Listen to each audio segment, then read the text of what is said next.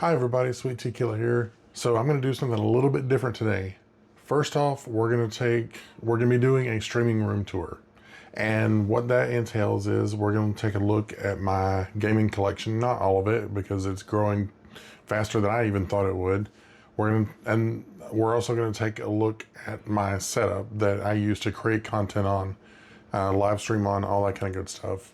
And yeah, that's going to be it, but there's a lot to it. So let's not delay anymore. Let's get right into it. We're going to start off on this side of the room. There's another shelf right over there. We'll get to that in a minute. Eventually, all of this is going to be consolidated into one area.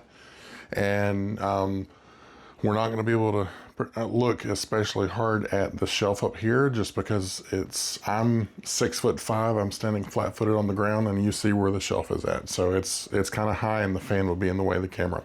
I started collecting in about 2019, 2020, somewhere around there. COVID kind of held me back a little bit, but also for various different reasons allowed me to collect even more. But I couldn't actually go anywhere and physically pick out the games that I wanted. I got a bunch of stuff on eBay. So we'll just go through the collection and hit a couple of high points. So first of all is one of the pride and joys of my collection. And while this right here is really awesome, the crown jewel of my gaming collection is this right here. Anybody who has been around this channel any amount of time, they know that, in my opinion, this right here is the greatest video game of all time. Even Mario himself, it's so much fun. Mario himself is smiling the entire time. So yeah, this is my favorite game of all time. This is a complete in-box copy, and it's not the Left Bros, it's the Right Bros.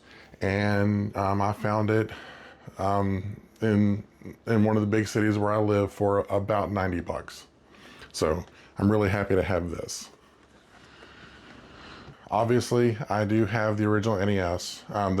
This one was bought in 1998, brand new. Excuse me, not 1998, 1988, brand new. And I picked it up from a secondhand store near where I live. It was, well, somebody picked it up for me and gave it to me as a Christmas present because I've been looking for one.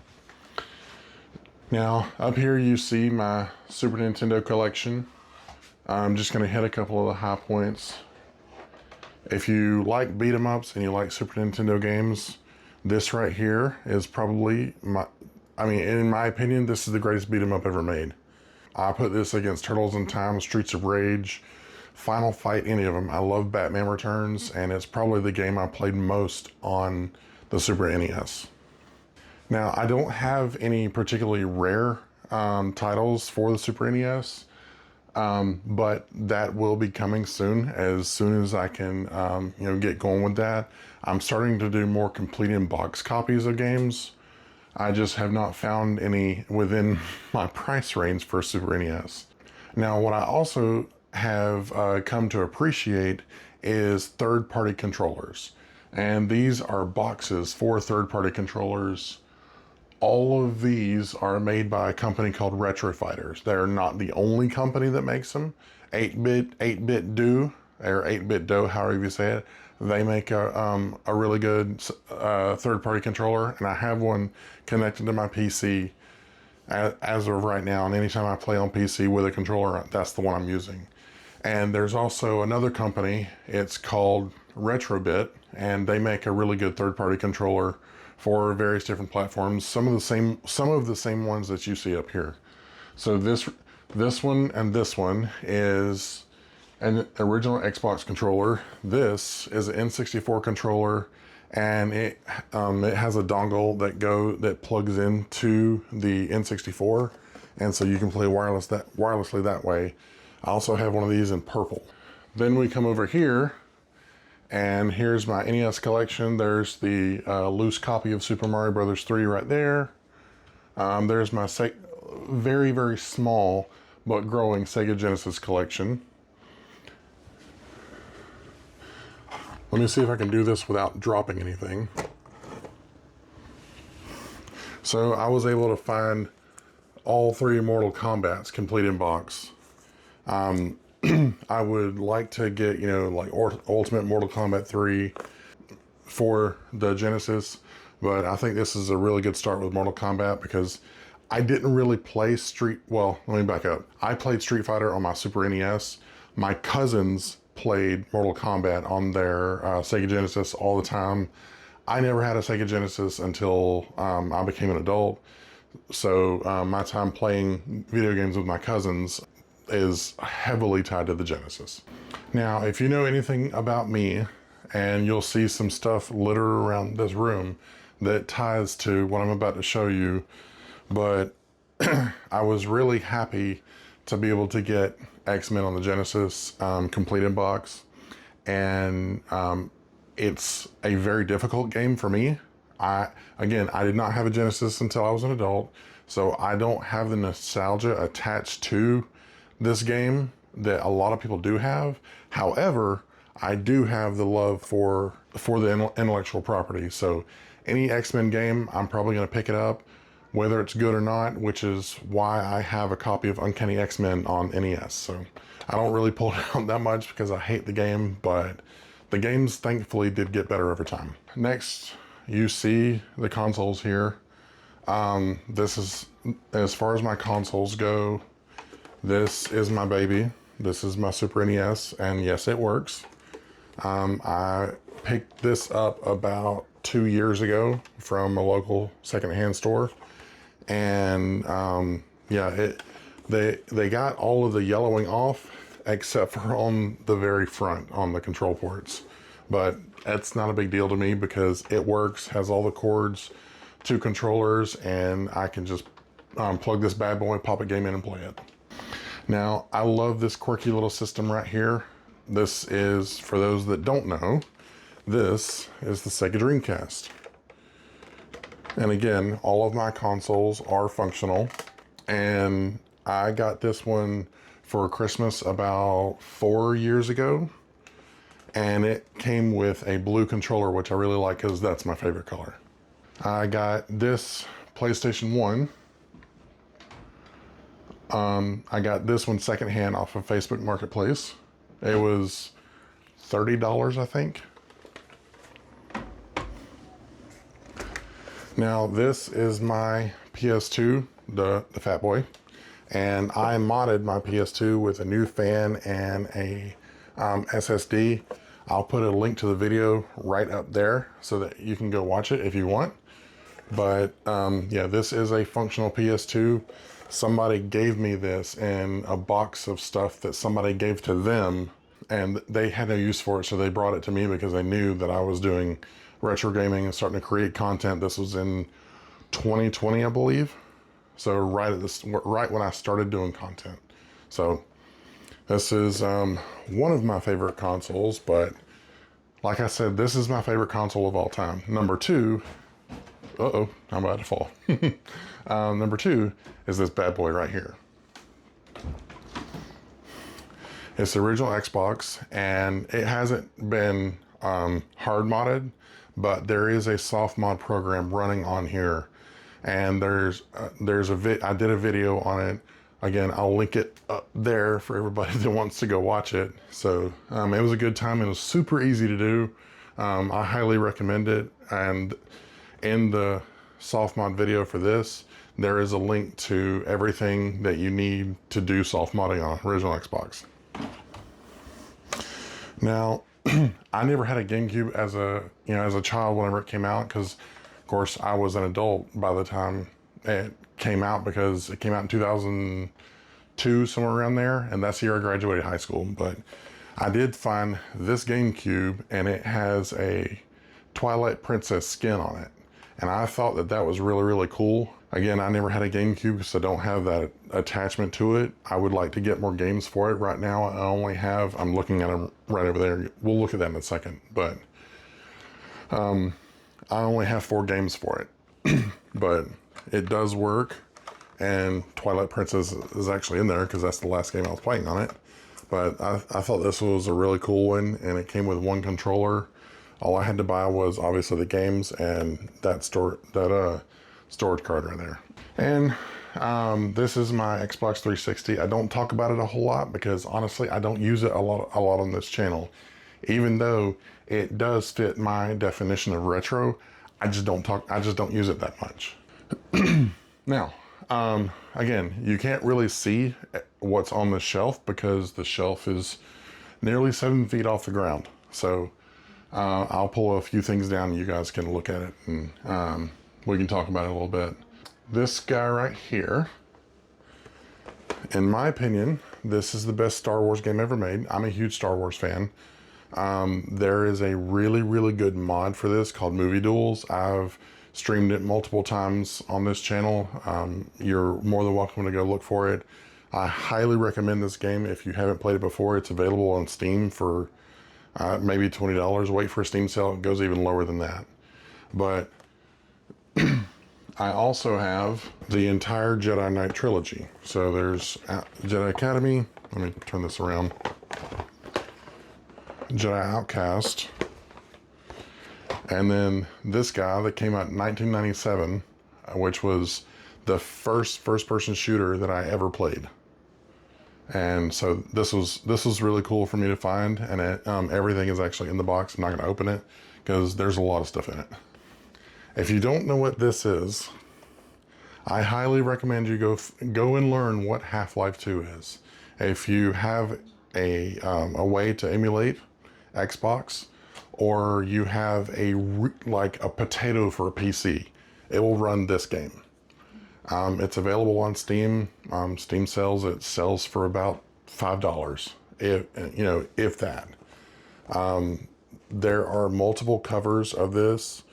Various different characters in the game got their own cover. So yeah, it's one of my favorite games of all time. I actively sought this out. A lot of those up there, aside from Jedi Outcast, I didn't really go looking for. I just kind of stumbled on them on eBay. This one I went looking for because I wanted it for my display and for my collection, just because it's so good.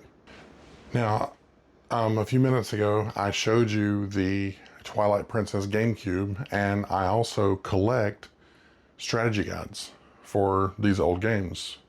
And back in the day, you could go to Walmart or electronics boutique, now called GameStop, and you could buy these strategy guides, and they were for all of the games pretty much that came out. And I used this one just because I was talking about the game a minute ago, and that's Twilight Princess. Multiple people would make some of these. I tried to always get the official one. And in case you're wondering, as time went on, these things got thicker because some of them, they're maybe a quarter of this in thickness, but there was so much in the game they had to let people like me who didn't have access to the internet, or the internet wasn't around yet, so that they could get all the stuff in the game, know where all the levels were at, know where all the extra little pickup stuff was at in the game. So yeah, I'm not going to take a lot of those down because I'm still trying to fix that shelf, trying to make sure where everything doesn't fall off the edge over here. So I'm not going to take a lot down. This is going to be the only one. Now, if you'd like to see the stuff that I do collect whenever I'm out game hunting and stuff like that, subscribe to the channel because I post shorts about the things that I find all the time. I try to post shorts every day. Sometimes it happens, sometimes it doesn't, because I'm an adult and I have a job and children. But anyway, so yeah, get subscribed, hit the notification bell, all that kind of good stuff. And also like this video if you like it. If not, just get subscribed anyway. Now, let's go to the other side. So I told you guys a few minutes ago that I'm a pretty big Wolverine fan, or X-Men, mainly Wolverine. And so to kind of prove the point, what I was talking about a few minutes ago, there is a Wolverine coin bank. If you pick it up and shake it, there's a bunch of coins in it right now. And then one of the Lego sets that I have not put together yet is this guy right here. I got this in the Lego store in Orlando last year when I went to Disney. And this will not be the only Lego set I ever get. It's just the first one that I actually got from the Lego store. I've been there three times, and this is the only time I've ever bought anything. Like I said earlier, I only have 4 GameCube games. Twilight Princess, Metroid Prime, and both of the Rogue Squadron games that were on the GameCube.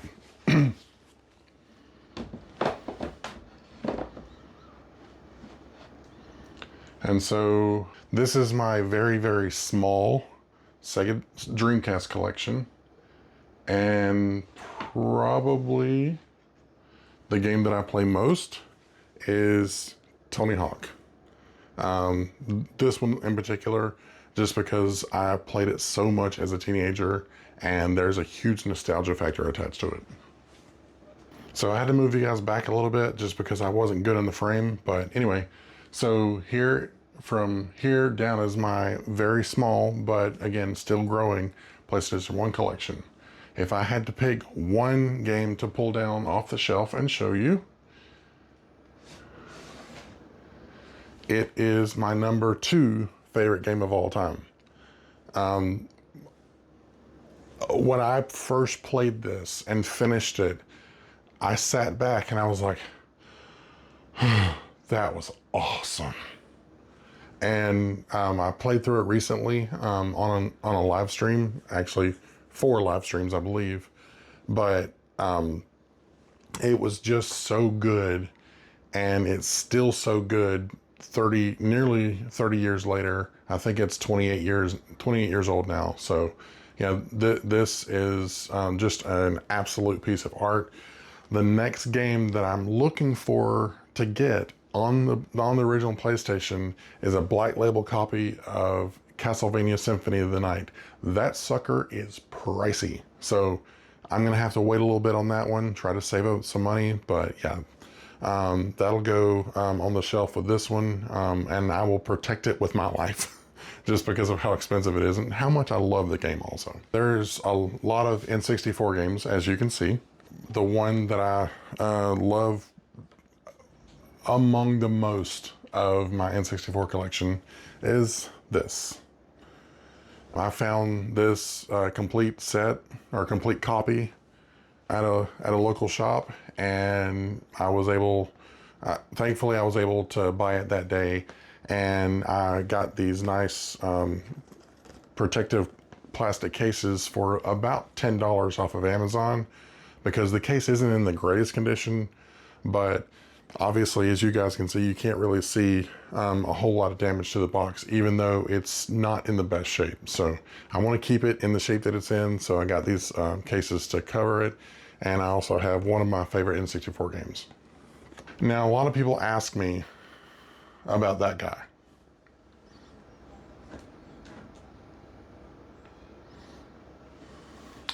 So, if you are not aware, this is a statue of Nikola Tesla. And he is an inspiration of mine because his fingerprints are all over the 21st century. We would not have the technology that we have now, or even the electrical system that we have now, without the work of this man. I'm an electrician by trade, and again, you know, his work completely revolutionized the field that has, you know, provided for my family for years and years and years.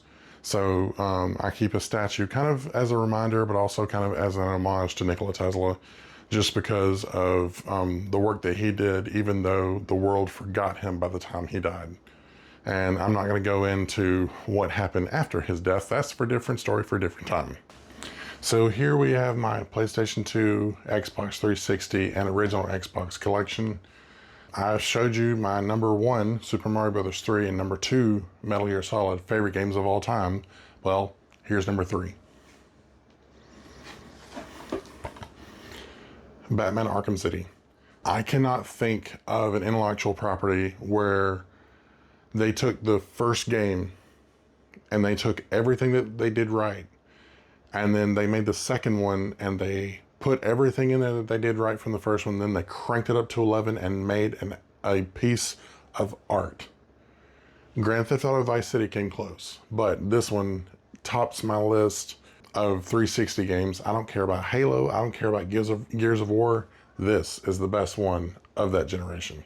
Now, I mean, there's a lot to be said about these games on these shelves, because these are the games that came out when I reached adulthood when I had adult money to do whatever I wanted to with. And there's a lot of games that I could say tons about, but I don't want to bore you with me rambling on about that.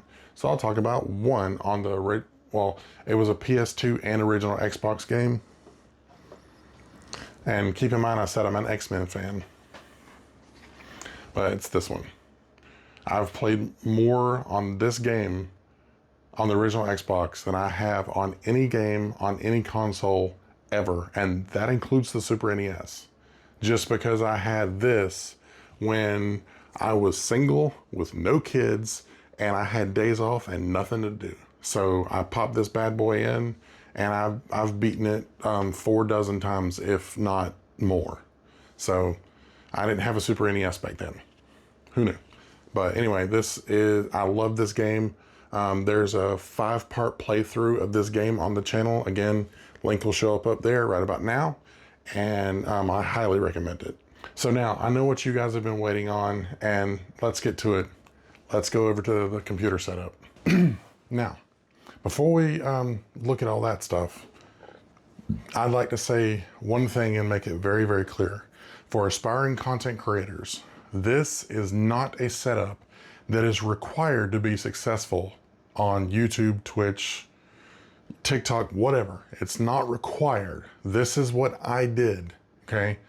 I've spent a lot of time and probably way too much money with what you're about to see. And I don't want you to think, oh, I have to have that to be successful. Or, well, I guess it's over there. Anyway, you don't have to have what I'm about to show you to be successful. Honestly, I'm not that successful. All you have to do is find whatever it is that you do really well and then do it. And the people that like your content will come to you. I promise you. Please don't look at this as a flex, because it's not. I'm just showing people around my streaming room who are interested. Now, with that out of the way, let's get to it. So, the first thing that I'm going to show you is that. It doesn't look like much, does it? But this is a PC that I built specifically for emulation. Now, you saw a lot of the physical copies of games that I have on my shelf. So if you guys want to have the emulation versus physical copy debate, fine, let's have it. Put your stuff down in the comments. I don't care. But I emulate, but as you can see, I also collect. So I have no problem, walking on that, on both sides of the road on that one. So now, 2 things you're gonna see now is this. Well, actually, before we go to that, let's talk about this. Obviously, is my Steam Deck. It is an interesting. I was playing Batman Arkham City. Anyway, it is an interesting little device, and it is a handheld computer. If you have not gotten one or have been on the fence about it, thinking about it, I highly recommend you get one, because this thing is awesome. It's done just about everything that I ever wanted it to whenever I bought it. And anybody who wants to play games on the go, depending on what you want to play, it'll do it. I mean, for the most part, it'll play just about everything. And it'll even emulate games. EmuDeck is a really, really powerful tool. And then you can add, texture packs that you find to the games. And it's just a really, really powerful tool. Like I said, I highly recommend anybody who has been thinking about getting one to, pull the trigger, make the purchase, and get you a Steam Deck. Because if you have been thinking about it, like, will I like it? I think you will. It's definitely not for everybody, but if you find yourself bored a lot in places that, make you bored, and you're literally sitting around doing absolutely nothing, then get a Steam Deck, or heck, get a different one. Get a different handheld gaming console. But the software and the support for these types of things, it's second to none. I mean, it's really no brainer. Like I said, if you find yourself in a position where you're bored a lot, or you're waiting for things to happen. You're waiting somewhere. You're a truck driver, and you need to unwind from, you know. I grew up around truck drivers, so if you need to unwind after doing your driving for the day, or you're driving across the country, you need to unwind, pick you up a Steam Deck. So, like I said, highly recommend one of these. I've had tons of fun with this one. Now, you can't see it, but sitting back there is a capture card. It's a Elgato HD6EX. That's how I capture footage from the emulation PC, also as well as the Steam Deck or any other of the consoles that you saw on the shelf. So this is my computer. This is my main daily driver rig, and up there is my camera. Up there is a key light to make sure that you see my pretty little face whenever I am live or recording a video from the computer station. My computer has a Ryzen 7 5700X, and the graphics card is an RTX 3080. I waited 2 years between the release of the 3080 to when I got it, just so that supply would be available. And by the time that came around, when I actually got it, they had tons of 3080s by then. So it was kind of weird, but anyway. Then we get to the monitors. So this is not 2 monitors. This is an ultra wide. This was a Christmas gift to me from my wife, Christmas 2024. She got that for me. It was really awesome. I didn't expect her to. She went on Amazon and was like, "Hey, is this cool?" and sent me the link, and I was like, "Yes, it is." As far as streaming equipment goes, these two up here, this is actually 2 monitors, and they're both 27 inches. They're the same brand, they're the same model, all that kind of good stuff. They're, I think, they're 1440p, and I have them mounted to the wall. So next, let's look at the streaming equipment. So somebody's gonna think I'm sponsored by Elgato. I promise I'm not. This is the Stream Deck Plus. I like the knobs on the bottom right here so that I can control sound. I can control the lights in the office. And I can also turn my key light on and off. Actually, probably better if I left it on, so you guys can see what's down here better.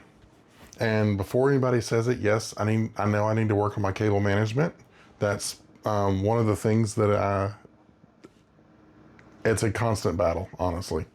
Because once I do one thing and arrange things a certain way, then I look at it and I have to undo it and redo it again, and it's just a pain. Anyway, so here is the original Stream Deck. It's the 15 button, and I have tons of stuff set up on it. I have lighting colors, which my son loves. And there's green, and there's white again. So yeah, he loves it when I change the colors of the lights. I even have a soundboard set up,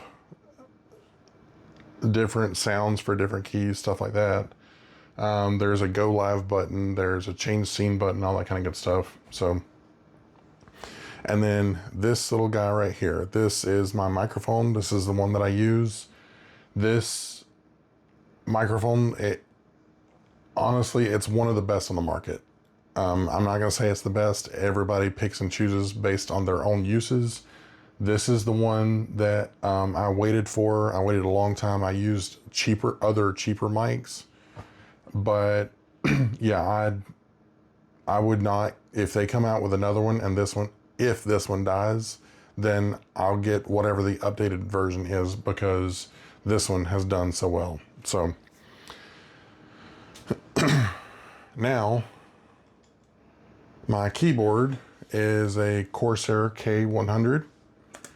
It's wireless, and I got this one specifically because it had the 10 keypad over here. And again, I'm not sponsored by anybody, I swear. I just know what I like. I told you about the 8-bit do controller. This is the controller I was talking about. I'll say this controller was bought for somebody, and it was bought for somebody by their boyfriend, and then they split, and he kept it because he bought her a computer too. But I'm not going into that. That's just what happened. Okay. But anyway, so yeah, he bought this controller for her, and then he's like, "Hey, you want this controller?" Because he wound up giving away a lot of his stuff, and I wound up with that. I hope you guys have enjoyed this video of the tour around my streaming room.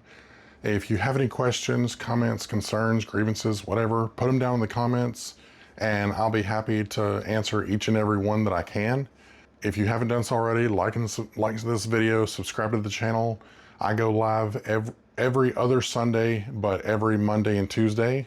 And we do retro gaming and PC content around this channel. And we like to talk about the old games, talk about things, the new stuff that we don't like, and have a good time doing it.